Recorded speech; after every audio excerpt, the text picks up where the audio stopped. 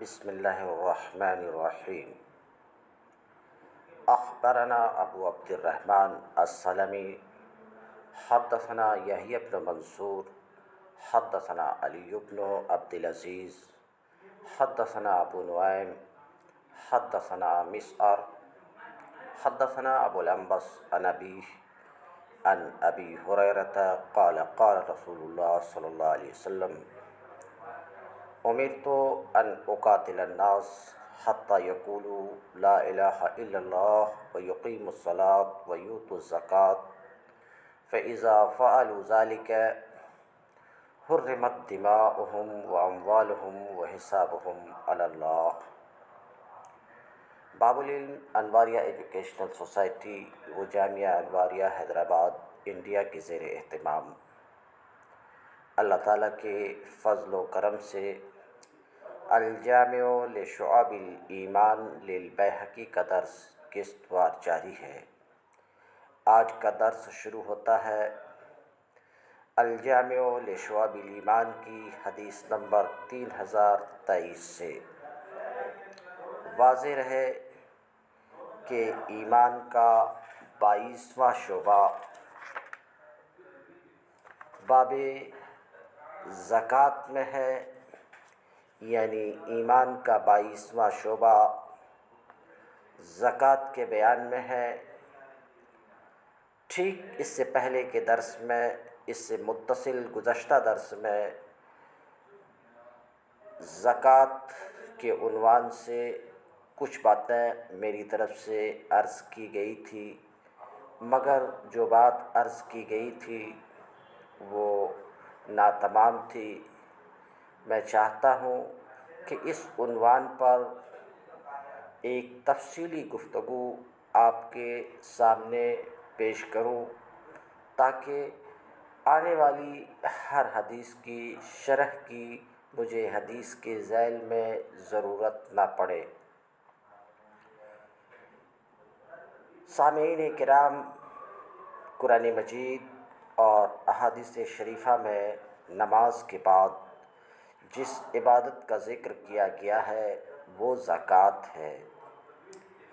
زکوٰۃ کی وجہ سے سرمایہ داروں اور غریبوں کے درمیان توازن پیدا ہوتا ہے، دولت گردش میں رہتی ہے اور مسلمانوں کے درمیان ہمدردی، باہمی امداد، یگانگت پیدا ہوتی ہے، اور اس کا اہم فائدہ نظام جماعت کے قیام کے لیے مالی سرمایہ بہم پہنچانا ہے۔ زکوٰۃ کا لغوی اور شرعی معنی سماعت فرمائیں۔ علامہ ابن اثیر زکوٰۃ کا لغوی معنی بیان کرتے ہوئے لکھتے ہیں کہ لغت میں زکوٰۃ کا معنی پاکیزگی، بڑھنا، برکت اور مدح ہے۔ ان میں سے ہر معنی زکوٰۃ کا قرآن و حدیث میں استعمال ہوا ہے۔ علامہ عینی زکوٰۃ کا شرعی و اصطلاحی معنی بیان کرتے ہوئے فرماتے ہیں کہ زکوٰۃ سال گزرنے کے بعد نصاب معین سے ایک حصہ غیر ہاشمی فقیر کو نیت زکوٰۃ سے دینا ہے۔ زکوٰۃ کا رکن اخلاص ہے اور اس کا سبب مال بمقدار نصاب ہے۔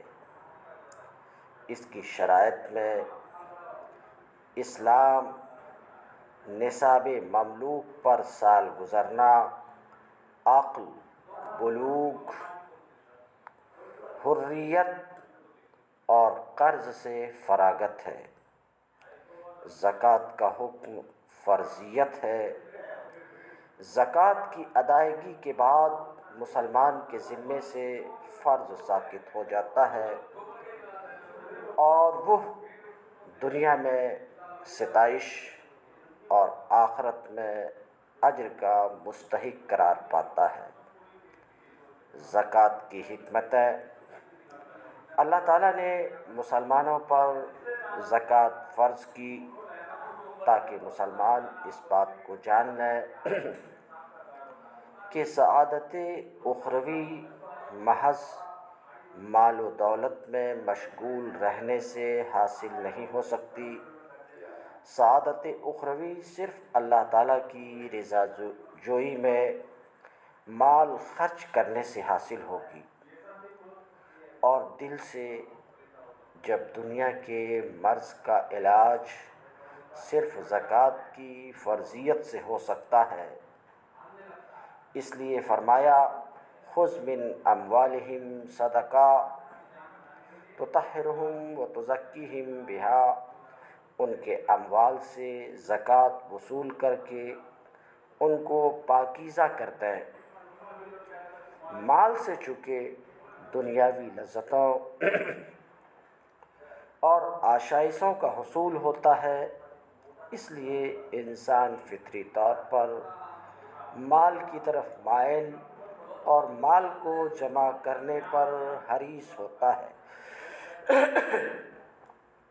اللہ تعالیٰ نے زکوٰۃ فرض کی تاکہ انسان اللہ تعالیٰ کی راہ میں مال خرچ کرے اور اس حرص کا خاتمہ ہو، یا کم از کم اس میں کمی پیدا ہو۔ مال کی زیادتی اور کثرت کی وجہ سے انسان میں غرور، تکبر، سرکشی اور فسق و فجور پیدا ہو جاتا ہے۔ پیسہ کی طاقت سے آدمی اپنی ہر خواہش کو پورا کر لیتا ہے۔ سورہ علق میں ہے، انسان بہت سرکش ہے، وہ سمجھتا ہے کہ اسے کسی کی پرواہ نہیں ہے۔ زکوٰۃ کی فرضیت انسان کی سرکشی اور فسق و فجور کو کم کرتی ہے اور اسے اللہ تعالیٰ کی رضا جوئی کے حصول کی طرف متوجہ کرتی ہے۔ زکوٰۃ کی حکمتوں میں سے ایک حکمت یہ بھی ہے کہ زکوٰۃ کی ادائیگی کے ذریعے مسلمان دوسرے مسلمانوں پر شفقت کرتا ہے اور ان کی ضروریات پوری کر کے ان کے ساتھ نیکی اور حسن سلوک کرتا ہے۔ اور جس طرح نماز پڑھ کر بندہ خالق کی تعظیم کا فریضہ ادا کرتا ہے، زکوٰۃ ادا کر کے وہ خلق پر شفقت کے ذمہ سے عہدہ برا ہوتا ہے، اس طرح حقوق اللہ کے ساتھ حقوق العباد کی رعایت بھی ہو جاتی ہے۔ رسول اللہ صلی اللہ علیہ وسلم نے فرمایا، تخلقوا باخلاق اللہ، اللہ کی صفات سے متصف ہو جاؤ۔ اللہ تعالیٰ کی صفات میں سے ایک صفت یہ ہے کہ وہ بھوکوں کو کھلاتا ہے، ناداروں کی ضروریات پوری کرتا ہے اور مصیبت زدہ لوگوں کی مصیبت دور کرتا ہے۔ مسلمان فریضہ زکوٰۃ کی ادائیگی کے ذریعہ اللہ تعالیٰ کی اس صفت سے متصف ہو جاتا ہے اور وصف رزاقی کے رنگ میں اپنے آپ کو رنگ لیتا ہے۔ صبغۃ اللہ ومن احسن من اللہ صبغہ، اللہ کا رنگ اختیار کرو، اللہ کے رنگ میں رنگو، اور اللہ کے رنگ سے کس کا رنگ اچھا ہو سکتا ہے۔ زکوٰۃ کی حکمتوں میں سے ایک حکمت یہ بھی ہے کہ رسول اللہ صلی اللہ علیہ وسلم نے جب حضرت خدیجۃ الکبریٰ رضی اللہ عنہا کے سامنے دعوت نبوت کا ذکر کیا تو حضرت خدیجۃ الکبریٰ نے تائید کرتے ہوئے کہا، آپ لوگوں کا بوجھ اٹھاتے ہیں، ناداروں کے لیے کماتے ہیں، رشتہ داروں سے حسن سلوک کرتے ہیں، مہمان نوازی کرتے ہیں اور مشکلات میں لوگوں کی مدد کرتے ہیں۔ یہ کہا اور آپ کو نبی مان لیا۔ زکوٰۃ کی ادائیگی کے ذریعہ مسلمان نبی کی ان صفات سے متصف ہو جاتا ہے۔ اس سے بڑھ کر زکوٰۃ کا اور کیا فائدہ ہوگا کہ زکوٰۃ کی وجہ سے بندہ اللہ اور رسول کی صفات کا مظہر ہو جاتا ہے۔ فقراء اور مساکین جب دیکھتے ہیں کہ فلاں شخص صدقات سے ان کی مدد کرتا ہے، مشکلات اور مصائب میں ان کے کام آتا ہے، تو وہ فطری طور پر اس شخص کا بھلا چاہتے ہیں۔ رسول اللہ صلی اللہ علیہ وسلم نے فرمایا، فطری طور پر لوگ اس سے محبت کرتے ہیں جو ان سے حسن سلوک کرے، اور اس سے بغض رکھتے ہیں جو ان سے بدسلوکی کرے۔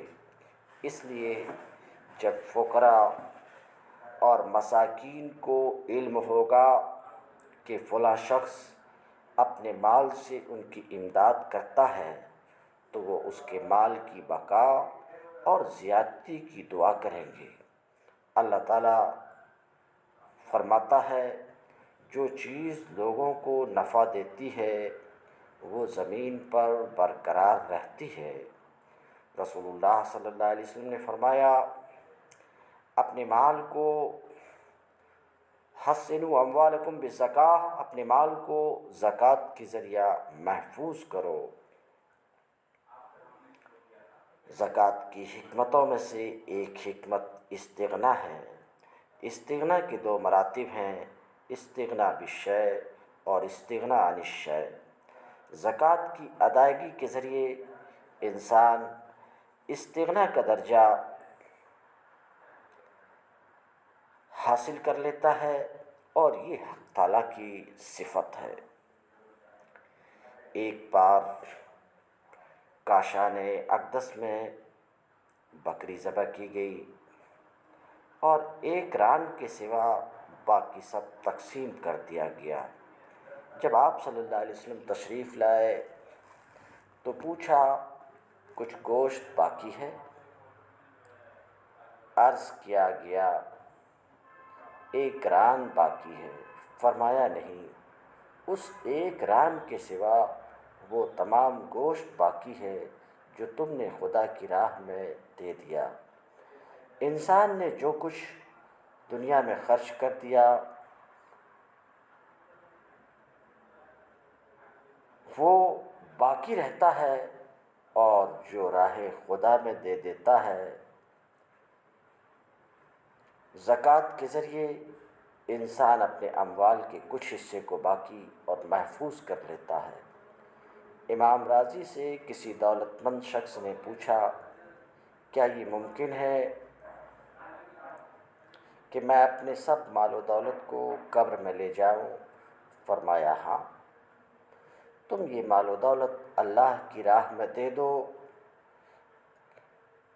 تم کو یہ مال قبر میں مل جائے گا۔ زکوٰۃ کی حکمتوں میں سے ایک حکمت یہ ہے کہ مال خرچ نہ کرنے سے انسان بخلا کے مشابہ ہوتا ہے، اور زکوٰۃ کے ذریعے مال خرچ کر کے انبیاء کے مشابہ ہوتا ہے۔ زکوٰۃ کی ادائیگی کے ذریعے انسان مصدر افاضہ خیر اور معدن افادہ رحمت ہو جاتا ہے، اور یہ بعین ہی مظہر صفات الہیہ ہونا ہے۔ انسان کے دو کمال ہیں، نظریاتی اور عملی۔ اللہ تعالیٰ اور رسول اللہ صلی اللہ علیہ وسلم پر ایمان اور عقائد اسلام کے ساتھ وابستگی سے انسان کو نظریاتی کمال حاصل ہوتا ہے، اور زکوٰۃ اور باقی ارکان کی ادائیگی سے اسے عملی کمال حاصل ہوتا ہے۔ یعنی کمال عملی کے حصول میں زکوٰۃ کا ایک بڑا حصہ ہے۔ انسان کے پاس تین چیزیں ہیں: روح، بدن اور مال۔ روح کی سعادت اللہ تعالیٰ کے عرفان سے حاصل ہوتی ہے، بدن کی سعادت نماز سے حاصل ہوتی ہے، اور مال کی سعادت زکوٰۃ سے حاصل ہوتی ہے۔ کسی نعمت کا شکر اس طرح ادا ہوتا ہے کہ اس نعمت کو منعم کی مرضی سے خرچ کیا جائے، لہذا زکوٰۃ ادا کرنے سے نعمت مال کا شکر ادا ہو جاتا ہے۔ ادائیگی زکوٰۃ کے ذریعے امیروں اور غریبوں کے درمیان رشتہ الفت قائم رہتا ہے اور وہ طبقاتی منافرت پیدا نہیں ہوتی جس کی وجہ سے اشتراکیت اپنے پر غبار پھیلاتی ہے، اور نہ ہی سفید سامراج کو اپنے پیر پسارنے کا موقع ملتا ہے، اور معاشرے کے دو طبقوں کے درمیان توازن قائم رہتا ہے۔ ادائیگی زکوٰۃ کے سبب بیت المال مضبوط رہتا ہے، اور یہ ملک اور قوم کی سلامتی کا ایک بڑا سبب ہے۔ زکوٰۃ کی حکمتوں میں سے ایک حکمت یہ ہے کہ مال کا فائدہ یہ ہے کہ اس سے نفع بخش چیزوں کو حاصل کیا جائے اور ضرر رساں چیزوں کو دور کیا جائے۔ جب انسان کے پاس بقدر ضرورت مال ہو تو وہ اس کے پاس رہنا چاہیے تاکہ وہ اپنی ضروریات کو پوری کر سکے، لیکن بعض لوگوں کے پاس مال ان کی ضرورت سے بہت زیادہ ہوتا ہے، اور بعض دوسرے لوگوں کے پاس مال بہت کم ہوتا ہے جس سے ان کی ضروریات پوری نہیں ہو سکتی۔ اس لیے اللہ تعالیٰ نے اغنیاء پر واجب کیا کہ وہ اپنے زائد مال سے ایک حصہ غرباء کو دیں تاکہ وہ اپنی ضروریات پوری کر لیں اور معاشرے میں بے اطمینانی نہ پھیلے اور عدل و انصاف کے تقاضے پورے ہوں۔ اور ساتھ ہی یہ بھی فرمایا وفی اموالہم حق للسائل والمحروم، یعنی امراء غریبوں اور ناداروں کو جو زکوٰۃ کی شکل میں مال دیتے ہیں وہ ان پر احسان نہیں کرتے بلکہ ان کا حق ادا کرتے ہیں۔ ان کے فالتو اور ضرورت سے زائد مال میں اللہ تعالیٰ نے ضرورت مندوں کا حق رکھا ہے، اور ادائیگی زکوٰۃ کی صورت میں مالدار یہ حق ادا کرتے ہیں، پھر اللہ تعالیٰ نے فقراء پر لینا واجب نہیں کیا، امراء پر دینا واجب کیا ہے۔ اگر امراء اپنی معیشت میں زکوٰۃ کی رقم کے محتاج ہیں تو امراء بھی اپنے فرض کی ادائیگی اور اخروی عذاب سے نجات پانے میں غرباء کے محتاج ہیں۔ وہ زکوٰۃ لیں گے تو ان کا فرض ادا ہوگا اور ان کی آخرت محفوظ ہوگی۔ ادائیگی زکوٰۃ کے ذریعے دولت گردش میں رہتی ہے، سرمایہ منجمد ہوتا ہے، نہ سود کا ذریعہ بنتا ہے۔ ایک طرف ایک شخص کے پاس اس کی ضرورت سے کہیں زیادہ مال پڑا رہے، دوسری طرف ایک شخص نانے جو کو ترستا رہے، یہ اللہ تعالیٰ کی حکمت کے خلاف تھا، اس لیے اللہ تعالیٰ نے زکوٰۃ فرض کر دی۔ اگر اغنیاء فقراء کی زکوٰۃ اور صدقات سے مدد نہ کریں تو بسا اوقات یہ خطرہ پیش آ سکتا ہے کہ فقراء بھوک، افلاس اور اپنی ضروریات سے تنگ آ کر جرائم کے راستے پر چل پڑیں یا دشمن ممالک کے آلۂ کار بن جائیں، یا اجتماعی طور پر سرمایہ داروں کے خلاف بغاوت کر کے اشتراکی انقلاب لے آئیں، اور کمیونسٹ ممالک مثلاً روس اور چین میں ایسا ہی ہوا، اور 1970 میں پاکستان میں غریبوں، کارکنوں، محنت کشوں، کسانوں اور مزدوروں نے روٹی، کپڑے اور مکان کے نعرے پر اسلام کے اقتصادی نظام کے خلاف سوشلزم کی حمایت میں ووٹ دیے۔ در حقیقت یہ رد عمل تھا۔ اسلام کے اقتصادی نظام کو مسلسل نظر انداز کرنے کا پاکستان کی جس قدر کاروباری اور تجارتی ادارے ہیں، دکانیں، کارخانے اور ملیں ہیں، اگر یہ سب ہر سال اپنے سرمایے کا 40واں حصہ نکالیں اور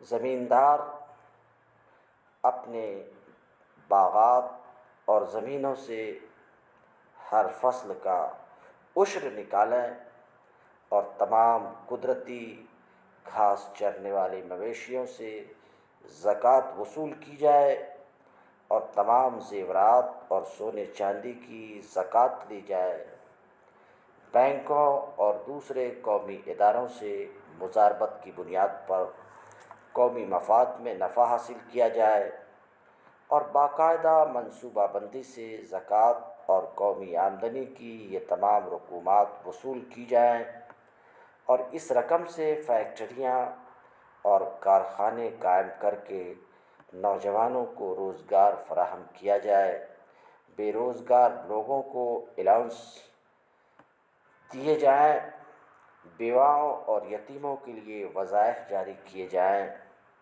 ہسپتال، اسکولز، دینی مدارس، لائبریریاں، مساجد اور دیگر فلاحی ادارے قائم کیے جائیں، تو اسلامی اصولوں پر مبنی ایک ایسا فلاحی نظام قائم ہو جائے گا جس میں کسی طبقے کو دوسرے طبقے سے شکایت نہ ہوگی۔ یہ اسی وقت ممکن ہو سکے گا جب زکوٰۃ اور صدقات کے نظام کو بھرپور طور پر عمل میں لایا جائے۔ رسول اللہ صلی اللہ علیہ وسلم نے فرمایا، ایمان کے 2 حصے ہیں، نصف صبر ہے، نصف شکر ہے۔ جب غنی کو مال حاصل ہوتا ہے تو وہ شکر کرتا ہے، اور زکوٰۃ و صدقات سے جو مال میں کمی ہوتی ہے اس پر صبر کرتا ہے۔ اس طرح ادائیگی زکوٰۃ کے ذریعے اس کا ایمان مکمل ہو جاتا ہے۔ اسی طرح فقیر پہلے مال نہ ہونے پر صبر کرتا ہے، اور جب زکوٰۃ کی صورت میں مال مل جاتا ہے تو شکر کرتا ہے، یوں فقیر کا بھی ایمان مکمل ہو جاتا ہے۔ غرضے کہ فریضہ زکوٰۃ کی وجہ سے غنی اور فقیر دونوں کا ایمان مکمل ہو جاتا ہے۔ زکوٰۃ کی ادائیگی سے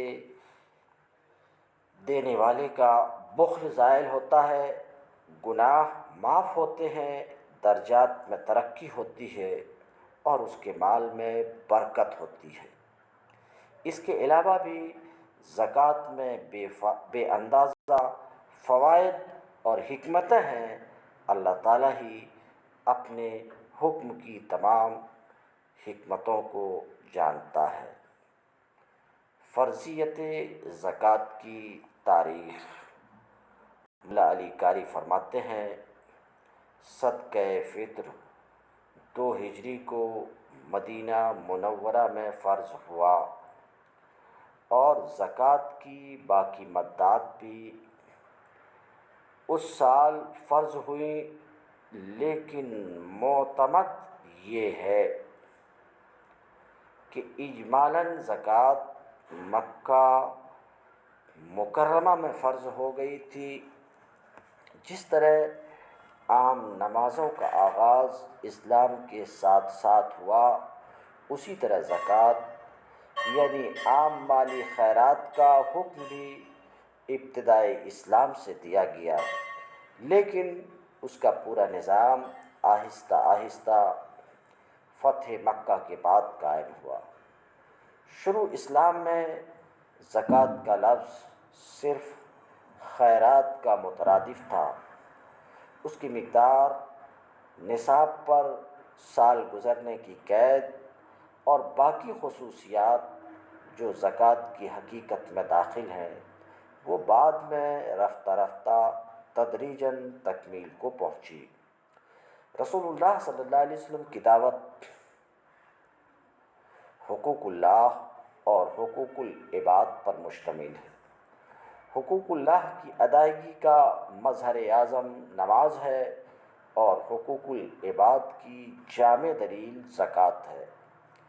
بعثت سے پہلے آپ صلی اللہ علیہ وسلم جس طرح تنہائی میں اللہ تعالیٰ کی عبادت کرتے تھے، اسی طرح خاموشی سے غریبوں کی چارہ گری، مسکینوں اور یتیموں کی دستگیری اور بیواؤں کی خبرگیری بھی کرتے تھے۔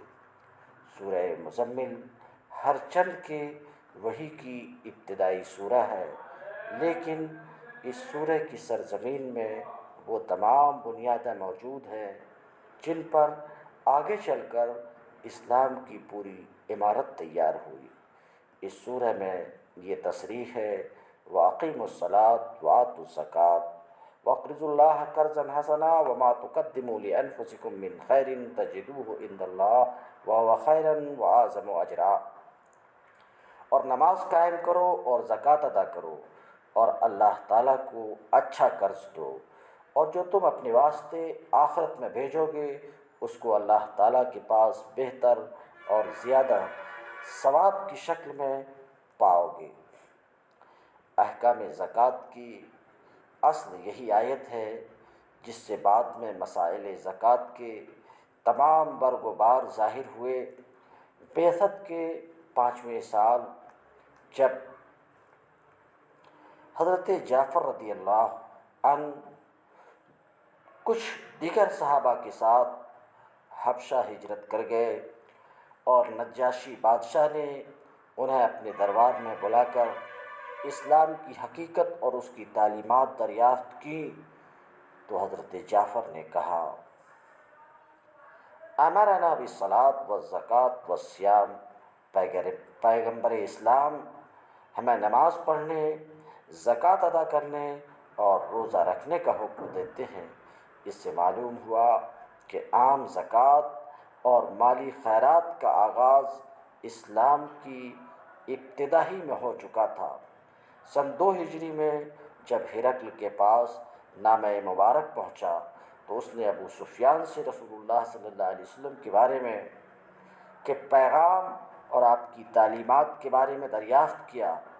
ہر چند کہ ابو سفیان اس وقت تک شرف اسلام سے مشرف نہیں ہوئے تھے، اس کے باوجود انہیں یہ کہنا پڑا: یامرنا بالصلاۃ والزکوٰۃ والصلہ والعفاف، کہ وہ یعنی نبی کریم صلی اللہ علیہ وسلم ہم کو نماز پڑھنے، زکوٰۃ ادا کرنے، صلہ رحمی کرنے اور پاک دامن رہنے کا حکم دیتے ہیں۔ ان واقعات سے اچھی طرح ظاہر ہو جاتا ہے کہ اجمالی طور پر زکوٰۃ آغاز اسلام سے ہی مشروع ہو گئی تھی۔ رسول اللہ صلی اللہ علیہ وسلم نے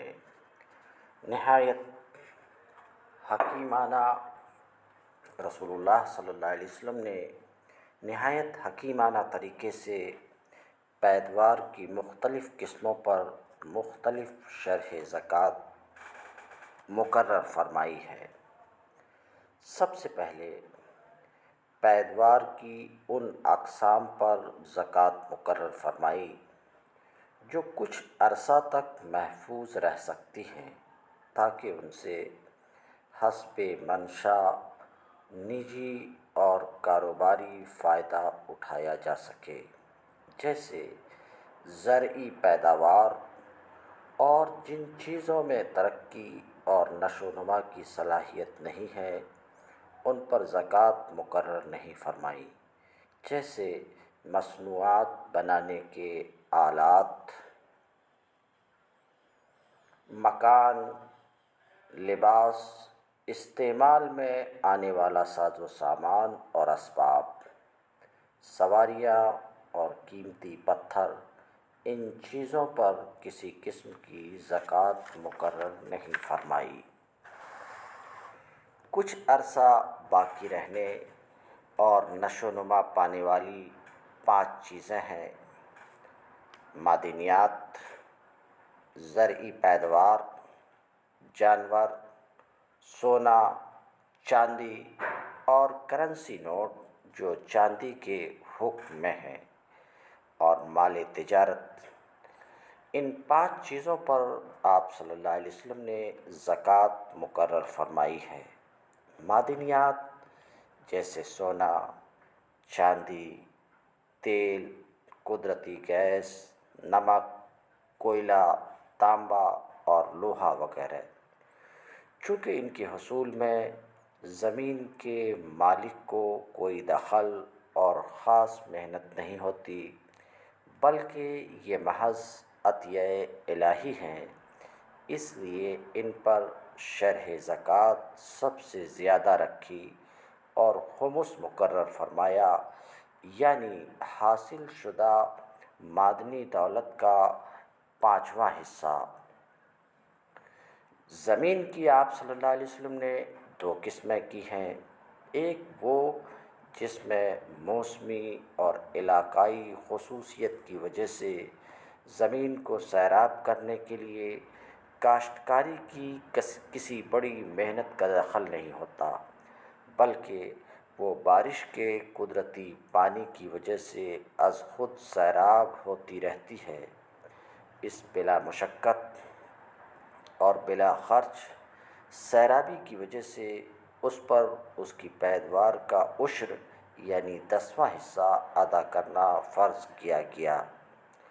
اور زمین کی دوسری قسم جس کو سیراب کرنے کے لیے کاشتکار اور کسان کو مشقت کرنی پڑتی ہے، مثلاً ٹیوب ویل کے ذریعے کنویں سے پانی حاصل کرتا ہے، یا پیسہ خرچ کرنا پڑتا ہے، مثلاً کرائے پر ٹیوب ویل حاصل کرتا ہے، یا نہری پانی کا ٹیکس یا عابیانہ دیتا ہے، اس پر آدھا عشر یعنی پیداوار کا 20واں حصہ مقرر فرمایا۔ نقد سرمایہ، سونا چاندی، کرنسی نوٹ اور مال تجارت جس کی ترقی، حفاظت، نشو و نما اور افزائش کے لیے انسان کو دن رات سخت محنت کرنی پڑتی ہے، جس کو وسیع پیمانے پر چلانے کے لیے بڑے سرمایہ کی ضرورت ہوتی ہے، جس میں قدم قدم پر چوری، ڈاکے، گمشدگی، لوٹ مار اور نقصان کا اندیشہ رہتا ہے، اس میں زمین کی اس دوسری قسم سے بھی آدھی زکوٰۃ مقرر کی گئی ہے، یعنی تمام کاروباری سرمایہ پر سال گزرنے کے بعد صرف 40واں حصہ مقرر فرمایا۔ زکوٰۃ کی شرح مقدار میں اختلاف نہایت حکمت پر مبنی ہے۔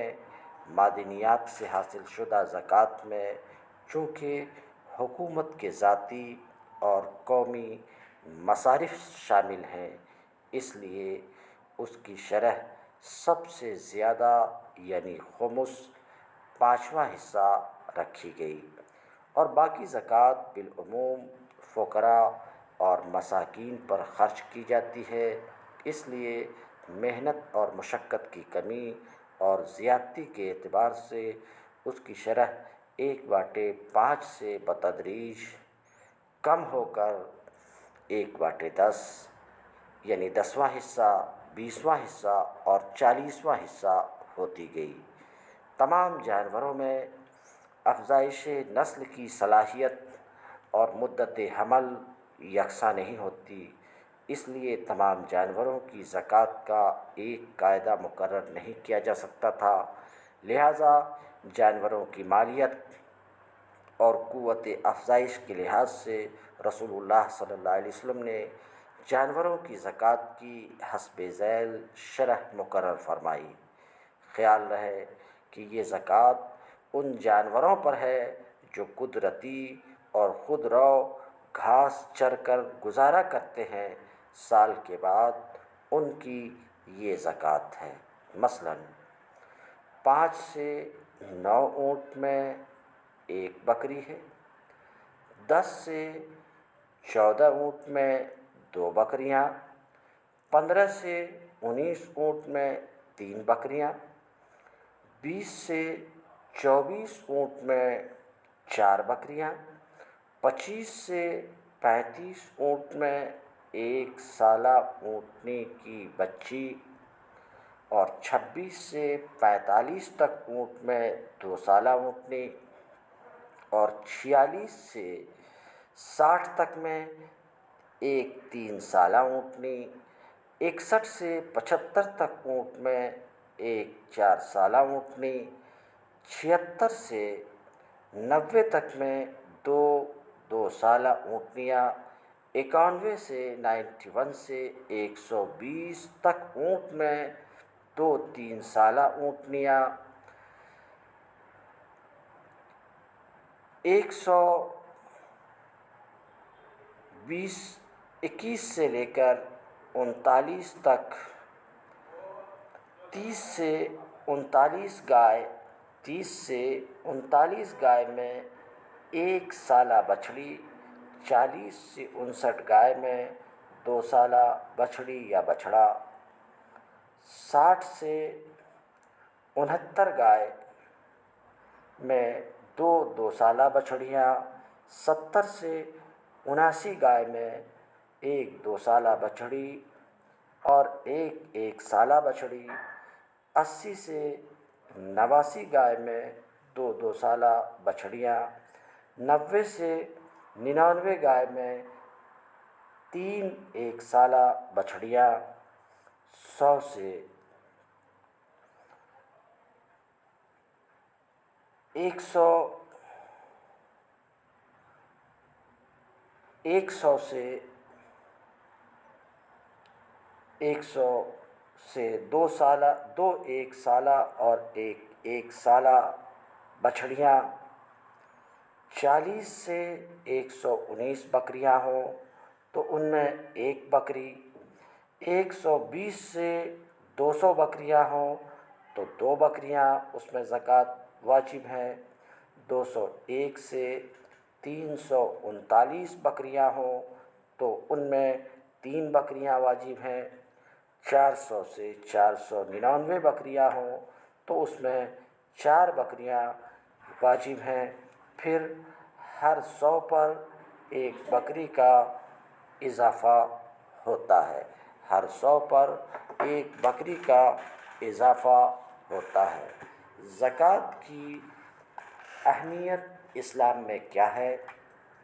اسلام کی تعلیم اور محمد رسول اللہ صلی اللہ علیہ وسلم کے صحیفہ وحی میں نماز کے ساتھ ساتھ جو فریضہ سب سے اہم نظر آتا ہے وہ زکوٰۃ ہے۔ نماز حقوق الہی میں سے ہے اور زکوٰۃ حقوق عباد میں سے۔ ان دونوں فریضوں کا باہم لازم و ملزوم اور مربوط ہونا اس قدر اس حقیقت کو منکشف کرتا ہے کہ اسلام میں حقوق اللہ کے ساتھ حقوق عباد کا بھی یکساں لحاظ رکھا گیا ہے۔ قرآن پاک میں جہاں کہیں نماز کا ذکر ہے اس کے متصل ہی ہمیشہ زکوٰۃ کا بھی بیان ہے، چنانچہ قرآن پاک میں 20 مقامات پر اقام الصلاۃ کے بعد ہی ایتاء الزکوٰۃ آیا ہے۔ مثلاً اقیموا الصلاۃ وآتوا الزکوٰۃ یا اقاموا الصلاۃ وآتوا الزکوٰۃ، اور زکوٰۃ ادا کرنے کی مدح یا اس کے دینے اور نہ دینے والوں کا تذکرہ اس کے علاوہ ہے۔ اس سے معلوم ہوا کہ اسلام میں زکوٰۃ کی کیا اہمیت ہے۔ بارگاہ نبوی میں آ کر جب کسی نے اسلام کے احکام دریافت کیے ہیں تو ہمیشہ آپ صلی اللہ علیہ وسلم نے نماز کے بعد زکوٰۃ کو پہلا درجہ دیا ہے۔ صحیحین کی کتاب الایمان میں اس طرح کی متعدد احادیث ہیں جن میں یہ ترتیب ملحوظ رہی ہے، بلکہ کبھی کبھی وہ اسلام کے شرائط بیعت میں داخل کی گئی۔ چنانچہ حضرت جریر بن عبداللہ کہتے ہیں کہ میں نے رسول اللہ صلی اللہ علیہ وسلم سے بیعت 3 باتوں پر کی تھی: نماز پڑھنا، زکوٰۃ دینا اور ہر مسلم کی خیر خواہی کرنا۔ وفد عبدالقیس نے سن 5 ہجری میں نبوت کے آستانہ پر حاضر ہو کر جب اسلام کی تعلیمات دریافت کی تو آپ صلی اللہ علیہ وسلم نے اعمال میں پہلے نماز پھر زکوٰۃ کو جگہ دی۔ سن 9 ہجری میں جب نبی کریم صلی اللہ علیہ وسلم نے حضرت معاذ کو اسلام کا داعی بنا کر یمن بھیجا ہے تو اسلام کے مذہبی فرائض کی یہ ترتیب بتائی کہ پہلے ان کو یعنی اہل کتاب کو توحید کی دعوت دینا، جب وہ مان لیں تو ان کو بتانا کہ دن میں، شب و روز میں 5 وقت کی نماز ان پر فرض ہے۔ جب وہ نماز پڑھ لیں تو انہیں بتانا کہ اللہ تعالیٰ نے ان کے مال پر زکوٰۃ فرض کی ہے جو ان کے دولت مندوں سے لے کر ان کے غریبوں کو دی جائے گی۔ صحابہ میں جو لوگ شریعت کے رازداں تھے وہ اس نقطے سے اچھی طرح واقف تھے، چنانچہ نبی کریم صلی اللہ علیہ وسلم کی وفات کے بعد جب اہل عرب نے بغاوت کی اور زکوٰۃ ادا کرنے سے انکار کیا تو حضرت ابو بکر رضی اللہ تعالی عنہ نے ان کے خلاف تلوار کھینچ لی۔ حضرت عمر نے کہا کہ رسول اللہ صلی اللہ علیہ وسلم نے فرمایا تھا، جو توحید کا قائل ہو اس کا خون روا نہیں، اس کا معاملہ اللہ کے ساتھ ہے۔ حضرت ابو بکر نے جواب دیا، خدا کی قسم، جو نماز اور زکوٰۃ میں فرق کرے گا میں اس سے لڑوں گا کہ زکوٰۃ مال کا حق ہے۔ خدا کی قسم، جو رسول اللہ صلی اللہ علیہ وسلم کے زمانے میں ایک بھیڑ کا ایک بچہ بھی دیتا تھا وہ اس کو دینا پڑے گا۔ حقیقت میں یہ ایک لطیف نقطہ تھا جس کو صرف شریعت کا محرم اسرار سمجھ سکتا تھا۔ اس نے سمجھا اور امت کو سمجھایا اور سب نے ان کے سامنے اطاعت کی گردن جھکا دیا۔ نماز اور زکوٰۃ کے باہمی ارتباط کی ایک اور وجہ بھی ہے۔ اسلام کی تنظیمی زندگی صرف 2 بنیادوں پر قائم ہے، جن میں سے ایک روحانی نماز باجماعت سے جو کسی مسجد میں ادا ہو قائم ہوتا ہے، اور نظام مادی زکوٰۃ سے جو کسی بیت المال میں جمع ہو کر تقسیم ہو مرتب ہوتا ہے۔ اسی لیے یہ دونوں چیزیں اسلام میں ساتھ ساتھ نظر آتی ہیں اور ان کی انفرادی حیثیت، ان کی اجتماعی حیثیت پر بھی شریعت محمدیہ نے خاص زور دیا ہے۔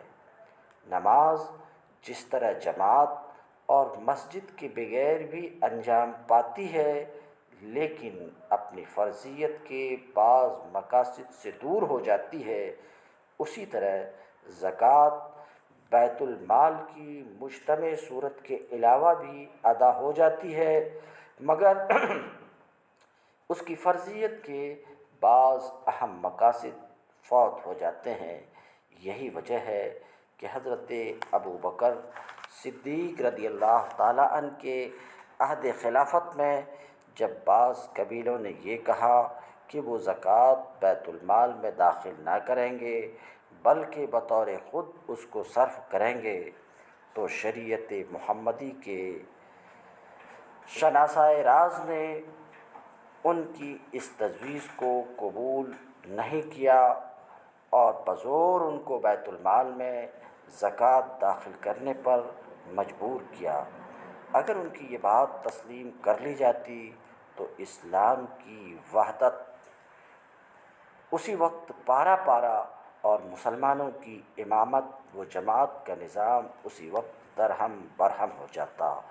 الغرض زکوٰۃ یا دوسرے الفاظ میں غریبوں کی چارہ گری، مسکینوں کی دستگیری، مسافروں کی امداد، یتیموں کی خبرگیری، بیواؤں کی نصرت، غلاموں اور قیدیوں کی اعانت نماز کے بعد اسلام کی عبادت کا دوسرا رکن ہے، اور اس فریضہ کی یہ سب سے پہلی اہمیت ہے جو مذاہب کی تاریخ میں نظر آتی ہے۔ جس طرح عام نماز کا آغاز اسلام کے ساتھ ساتھ ہوا اور مدینہ منورہ آ کر وہ رفتہ رفتہ تکمیل کو پہنچی، اسی طرح زکوٰۃ یعنی مطلقاً مالی خیرات کی ترغیب بھی ابتدائے اسلام ہی سے شروع ہوئی، لیکن اس کا پورا نظام آہستہ آہستہ فتح مکہ کے بعد قائم ہوا۔ بعض مورخوں اور محدثوں کو اس بنا پر کہ سن 8 ہجری میں زکوٰۃ کی فرضیت کی تصریح ملتی ہے، اس سے پہلے کے واقعات میں جو زکوٰۃ کا لفظ آیا ہے اس سے پریشانی ہوئی ہے۔ حالانکہ شروع اسلام میں زکوٰۃ کا لفظ صرف خیرات کا مترادف تھا، اس کی مقدار، نصاب، سال اور دوسری خصوصیتیں جو زکوٰۃ کی حقیقت میں داخل ہیں، وہ بات کو رفتہ رفتہ مناسب حالات کے پیدا ہونے کے ساتھ تکمیل کو پہنچی۔ رسول اللہ صلی اللہ علیہ وسلم کا پیغام صرف 2 لفظوں سے مرکب ہے: اللہ کا حق اور بھائیوں کا حق۔ پہلے لفظ کا مظہر اعظم نماز اور دوسرے کا زکوٰۃ ہے، اس لیے رسول اللہ صلی اللہ علیہ وسلم کی دعوت حق جب بلند ہوئی تو اس پکار کی ہر آواز انہی 2 لفظوں کی تفصیل و تشریح تھی۔ نبی کریم صلی اللہ علیہ وسلم جس طرح بعثت سے پہلے غار حرا میں چھپ کر خدا کی یاد نماز میں مصروف رہتے تھے، اسی طرح بے کس اور لاچار انسانوں کی دستگیری زکوٰۃ بھی فرمایا کرتے تھے۔ حضرت خدیجۃ الکبریٰ نے بعثت کے وقت آپ کی نسبت فرمایا: آپ قرابت داروں کا حق پورا کرتے ہیں، قرض داروں کا قرض ادا کرتے ہیں، غریب کو کھلاتے ہیں، مہمان کو کھلاتے ہیں، لوگوں کی مصیبتوں میں مدد دیتے ہیں۔ غور کرو، کیا زکوٰۃ انہی فرائض کے مجموعے کا نام نہیں ہے؟ اس بنا پر یہ کہنا بالکل صحیح ہے کہ نماز اور زکوٰۃ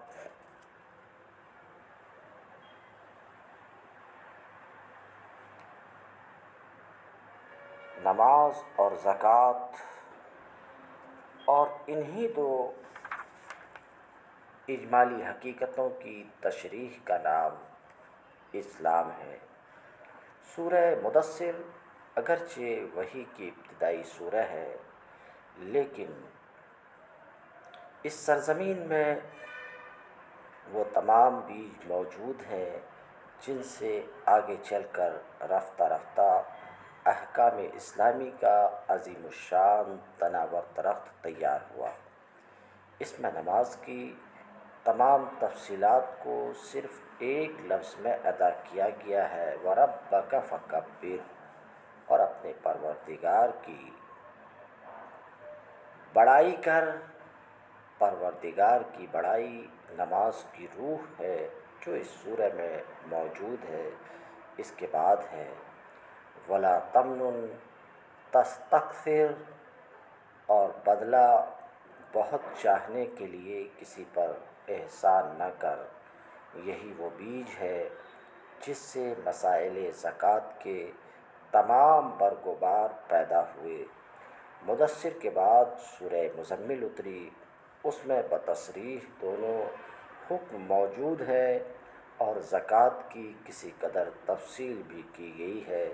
وَأَقِیمُوا الصَّلَاةَ وَآتُوا الزَّکَاةَ وَأَقْرِضُوا اللَّهَ قَرْضًا حَسَنًا وَمَا تُقَدِّمُوا لِأَنفُسِکُم مِّن خَیْرٍ تَجِدُوهُ عِندَ اللَّهِ هُوَ خَیْرًا وَأَعْظَمُ أَجْرًا۔ بعثت کے 5ویں سال جب حضرت جعفر وغیرہ ہجرت کر کے حبشہ گئے اور نجاشی نے اپنے دربار میں بلا کر ان سے اسلام کی حقیقت اور اس کی تعلیمات دریافت کی، اور حضرت جعفر نے اس کے جواب میں جو تقریر کی اس میں ہے، اور پیغمبر ہم کو یہ سکھاتے ہیں کہ ہم نماز پڑھیں، روزے رکھیں اور زکوٰۃ دیں۔ اس سے معلوم ہوا کہ عام زکوٰۃ یا مالی خیرات کا آغاز اسلام کی ابتدا ہی میں ہو چکا تھا، اور وفد عبدالقیس جو تقریباً سن 5 ہجری میں آیا تھا، سوال کے جواب میں آپ نے جن احکام کی تعلیم دی ان میں ایک زکوٰۃ بھی تھی۔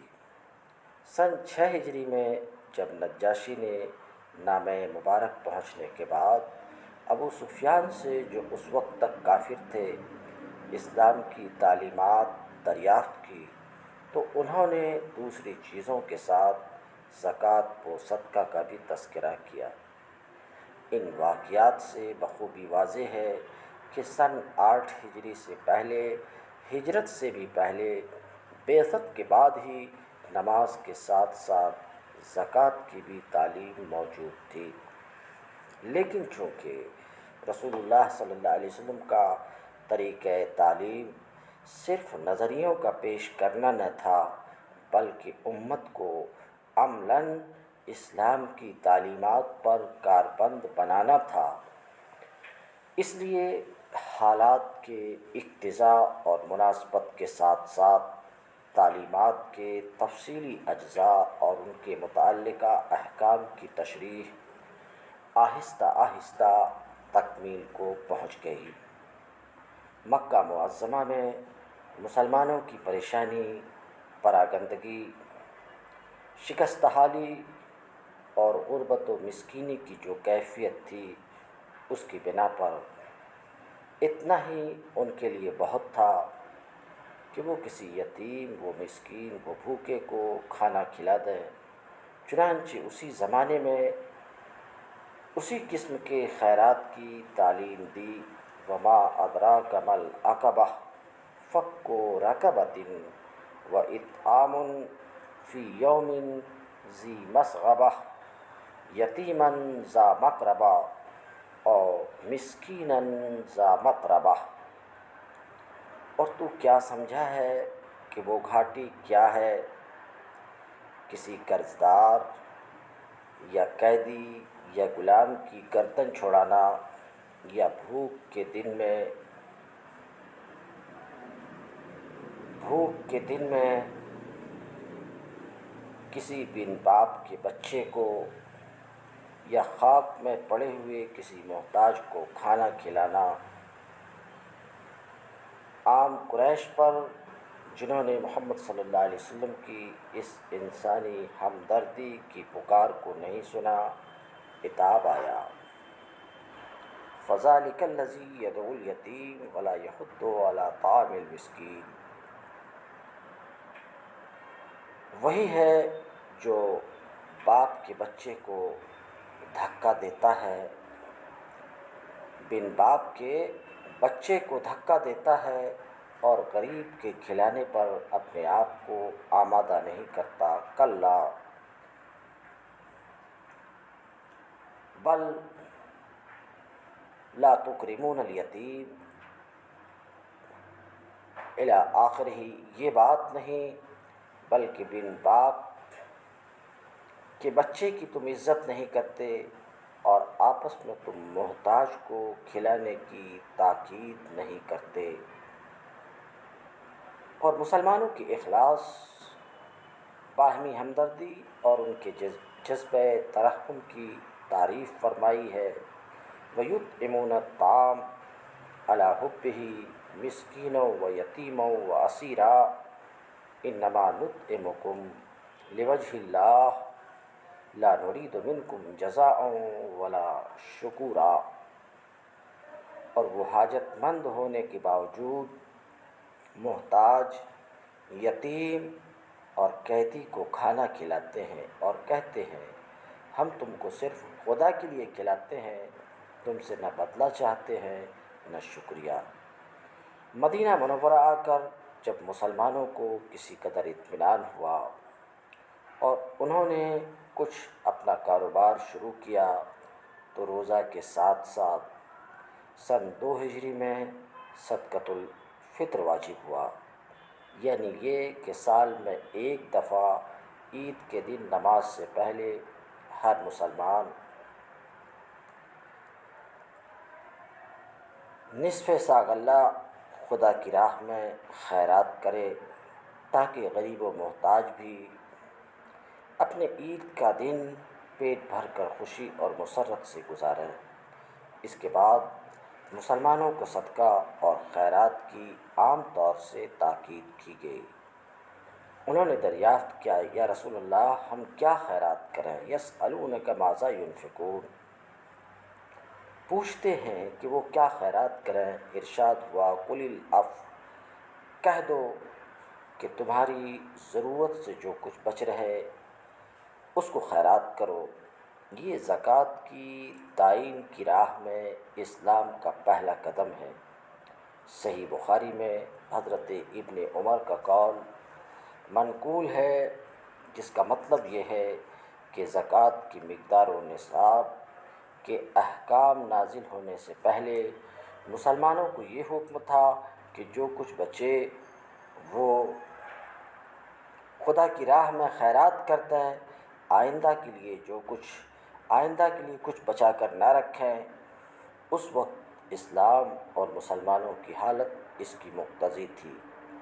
کچھ دنوں کے بعد جب مسلمانوں کو فتوحات نصیب ہوئیں، زمینیں اور جاگیریں ہاتھ آئی، تجارت کی آمدنی شروع ہوئی تو حکم ہوا یا ایھا الذین آمنوا انفقوا من طیبات ما کسبتم ومما اخرجنا لکم من الارض، اے مسلمانوں اپنی کمائی میں سے کچھ اچھی چیزیں اور جو ہم تمہارے لیے زمین میں سے پیدا کریں اس میں سے کچھ خیرات میں دو۔ مسلمانوں نے اس کی تعمیل کی تو اللہ نے ان کی تعریف کی۔ وَمِمَّا رَزَقْنَاهُمْ يُنْفِقُونَ، ہم نے ان کو جو روزی دی ہے اس میں سے وہ خیرات کرتے ہیں۔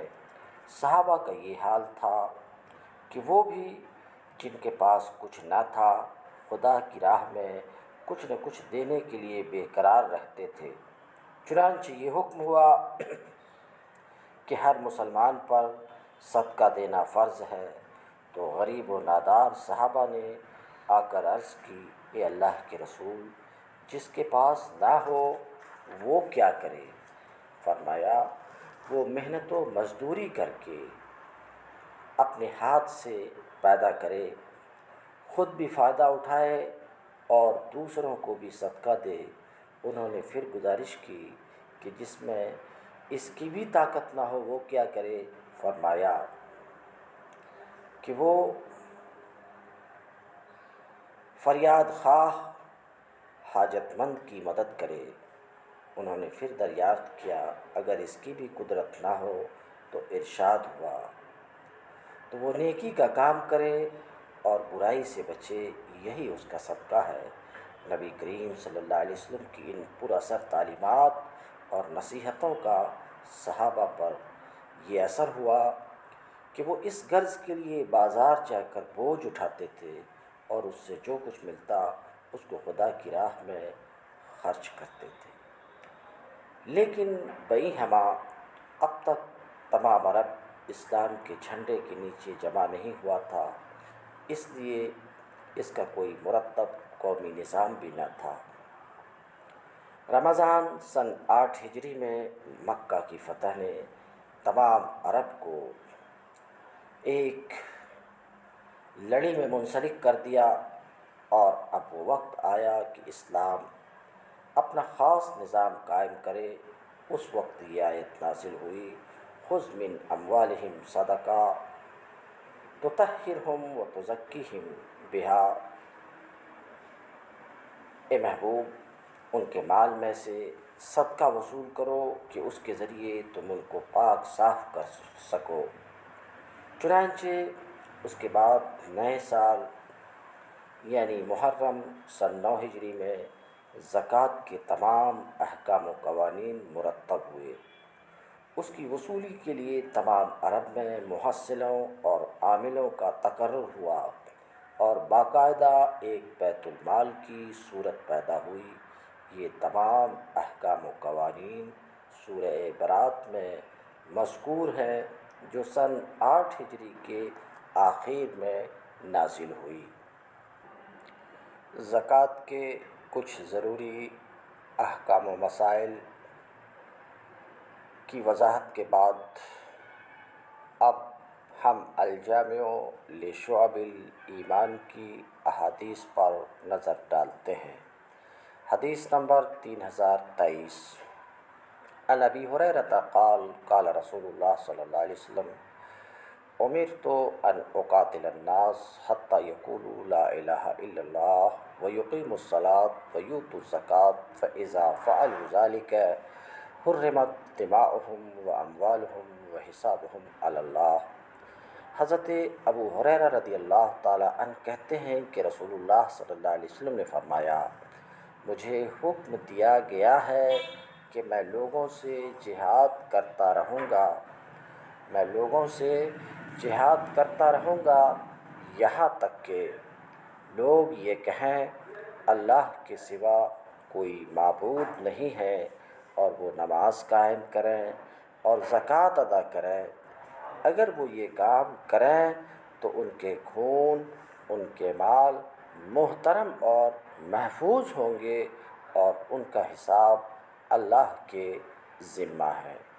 حدیث نمبر 3024، اخبرنا ابو عبداللہ الحافظ حدثنا ابو عبداللہ محمد بن یعقوب حدثنا محمد بن عبد الوہاب حدثنا یعلا بن عبید حدثنا اسماعیل عن قیس عن جریر بن عبداللہ قال بایعت رسول اللہ صلی اللہ علیہ وسلم علی اقام الصلاۃ و ایتاء الزکاۃ والنصح لکل مسلم، اخرجاہ فی الصحیح من حدیث اسماعیل بن ابی خالد۔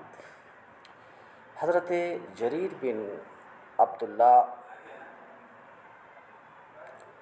رضی اللہ تعالی عنہ کہتے ہیں کہ میں نے رسول اللہ صلی اللہ علیہ وسلم کے ہاتھ پر بیعت کی تھی نماز قائم کرنے، زکوٰۃ ادا کرنے اور ہر مسلم کی خیر خواہی کرنے کی، یعنی اللہ کے رسول صلی اللہ علیہ وسلم نے مجھ سے بیعت لی تھی اس بات پر کہ میں نماز قائم کروں، زکوٰۃ ادا کروں اور ہر مسلم کی خیر خواہی کروں۔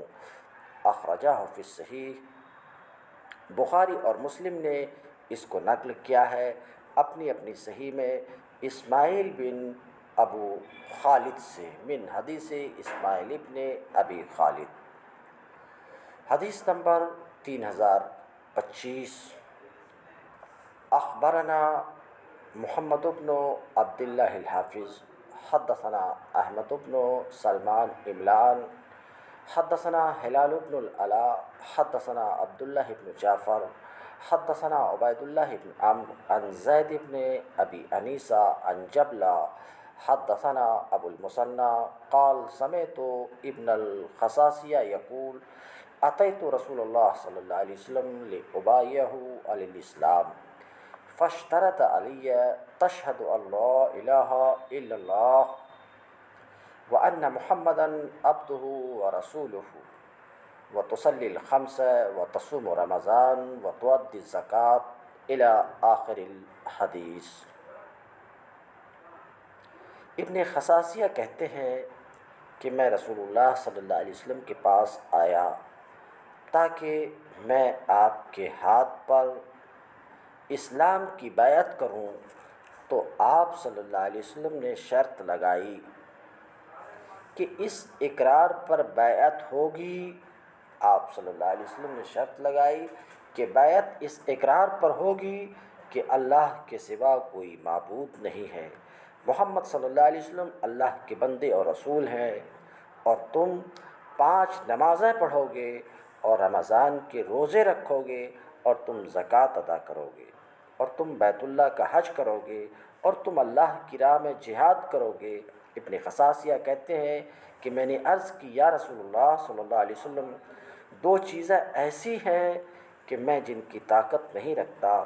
بہرحال زکوٰۃ کی جہاں تک بات ہے تو میرے پاس 10 جانور ہیں، وہ میرے اہل و عیال کی دودھ کی ضرورت کے ہیں اور ان کی سواری کے لیے ہیں۔ بہرحال جہاد کے بارے میں لوگ یہ گمان کرتے ہیں کہ جو شخص جہاد سے پیٹ پھیر لے وہ اللہ کی غضب کے ساتھ رجوع کر لیتا ہے، لہٰذا میں اس سے ڈرتا ہوں اور اپنی جان کے بارے میں ڈرتا ہوں۔ کہتے ہیں یہ سن کر حضور نے بیعت کرنے سے ہاتھ واپس کھینچ لیا، پھر اس کو حرکت دی اور پھر فرمایا کہ صدقہ بھی نہیں، جہاد بھی نہیں، پھر آپ کس چیز کے ساتھ جنت میں داخل ہوں گے؟ کہتے ہیں پھر میں نے کہا یا رسول اللہ میں آپ کے ہاتھ پر بیعت کرتا ہوں، مجھے آپ بیعت کر لیجئے ان تمام باتوں پر، یعنی میں نے ساری باتیں قبول کی۔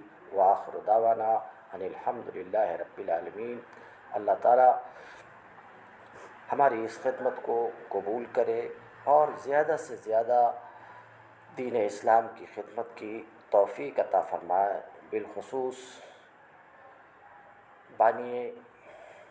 بالخصوص حضرت سید امان اللہ پاشا صاحب حیدرآبادی کی خدمت کو اللہ تعالیٰ قبول فرمائے، اس لیے کہ انہی کے تعاون سے یہ ممکن ہو رہا ہے۔ اللہ تعالیٰ دارین میں انہیں خوش رکھے، اور ان کی بچی جو ان دنوں سخت علیل ہے، اللہ تعالیٰ کی بارگاہ میں دعا ہے کہ اللہ تعالیٰ انہیں صحت کاملہ عاجلہ عطا فرمائے۔ آمین بجاہ سید المرسلین۔